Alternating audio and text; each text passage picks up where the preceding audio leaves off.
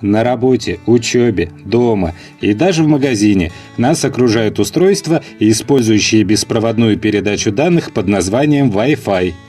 Безопасно ли это достижение современного мира для организма человека? Давайте разбираться. Здравствуйте, мои хорошие!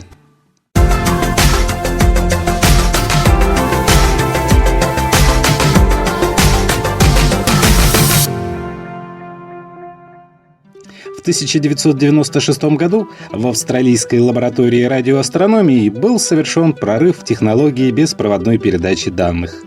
Новое изобретение получило название Wireless Fidelity, или сокращенно Wi-Fi.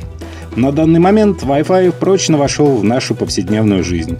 Ежесекундно миллионы электронных гаджетов по всему миру передают или принимают информацию, используя эту технологию. По своей сути, Wi-Fi можно сравнить со средством передачи цифровой информации по радиоканалам, которое позволяет одновременно нескольким устройствам через одну точку доступа иметь выход в сеть. Именно благодаря большой популярности у данного достижения науки появились не только фанаты, но и противники, которые яростно пытаются доказать наличие вредоносного воздействия беспроводного соединения на человеческий организм. Порой подобные мысли принимают параноидальную окраску, толкая своих хозяев на сооружение футуристических защитных шапочек и костюмов из фольги. Отдельные паникеры даже оклеивают фольгой стены своих жилищ, дабы защитить их от вредоносного излучения. Меккой подобных личностей стал городок Гринбэнк, находящийся в штате Западная Вирджиния, США. Здесь запрещено использовать любые устройства с электромагнитным излучением, в том числе и поддерживающие Wi-Fi. Справедливости ради отмечу, что данный запрет действует в Гринбэнк не по причине боязни его жителей современных технологий. А дело в том, что в этом городе находится сверхчувствительный телескоп, задачей которого является принимать самые слабые сигналы из космоса, и, чтобы не исказить данные, получаемые с его помощью, и введено подобное ограничение. Так, может быть, на самом деле Wi-Fi способен нанести серьезный вред организму?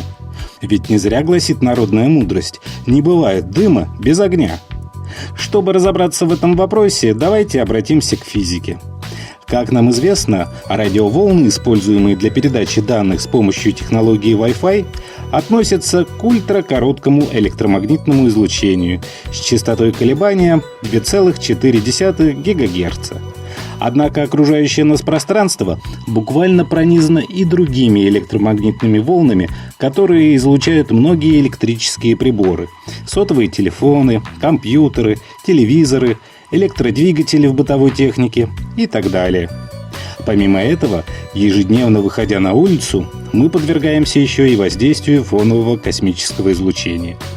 Организм человека, как на клеточном уровне, так и на органном, сердце, головной мозг генерируют свои электромагнитные поля, участвующие в правильном функционировании организма. Продолжительное воздействие сильного внешнего электромагнитного излучения способно пагубным образом сказаться на этих полях и, соответственно, на работе организма в целом. Наиболее опасными для здоровья человека считаются волны с частотой более 1 ГГц, куда, как мы видим, подпадает электромагнитное излучение Wi-Fi. Следовательно, электромагнитное излучение работающего роутера можно считать как минимум потенциально опасным для здоровья. А для сравнения отмечу, что микроволновая печь тоже работает с частотой 2,4 ГГц. Однако, по сравнению с микроволновой печью, интенсивность сигнала Wi-Fi примерно в 100 тысяч раз меньше. Возникает закономерный вопрос: если Wi-Fi опасен для здоровья, почему же тогда до сих пор он не запрещен? Дело в том, что мощность электромагнитного излучения ослабевает пропорционально квадрату расстояния от источника. То есть при удалении на 2 метра мощность излучения ослабевает в 4 раза, становясь практически безвредной. Для примера, существуют данные, по которым человек получает большую дозу электромагнитного облучения от одного 20-минутного телефонного разговора, чем от года влияния Wi-Fi, при условии, что источник его находится на расстоянии в 2 метра и более. Это подтверждает и исследования Американского общества репродуктивной медицины, опубликованные в 2012 году. согласно которым у мужчин, держащих подключенный к интернету с помощью Wi-Fi ноутбук, возможно развитие бесплодия, обусловленное снижением активности сперматозоидов.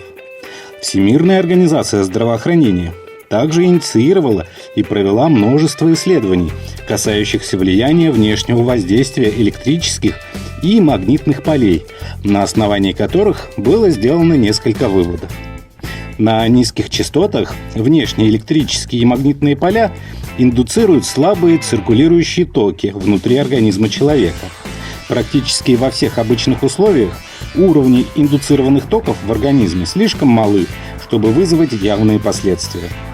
Основной эффект от радиочастотных электромагнитных полей состоит в нагревании внутренних тканей организма. Несмотря на широкомасштабные исследования, на сегодняшний день нет фактических данных, которые позволили бы сделать вывод о том, что воздействие электромагнитных полей низких уровней вредит здоровью человека. Исходя из вышесказанного, можно сделать вывод, что на данный момент с полной уверенностью нельзя ответить ни положительно, ни отрицательно на вопрос о вреде Wi-Fi, так как еще слишком короткий промежуток времени эта технология присутствует в нашей жизни. Вероятнее всего, истина находится где-то посередине. Поэтому, чтобы снизить вероятность возникновения возможных последствий от неминуемой встречи с Wi-Fi, следуйте простым правилам. Разместите роутер на максимально возможном расстоянии от вашего обычного местоположения на работе и дома. Держите устройства, подключенные в сеть с помощью Wi-Fi, на столе и ни в коем случае не на теле, например, коленях. После работы в сети обязательно выключайте роутер, особенно на ночь.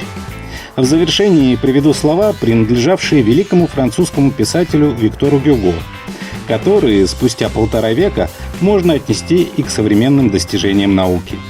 Продвигаясь вперед, наука непрестанно перечеркивает сама себя. Совсем недавно открылась официальная группа канала «Доктор по соседству». Здесь можно найти море нужной и полезной информации о здоровье, последние новости медицины и все самое загадочное, связанное с человеческим организмом.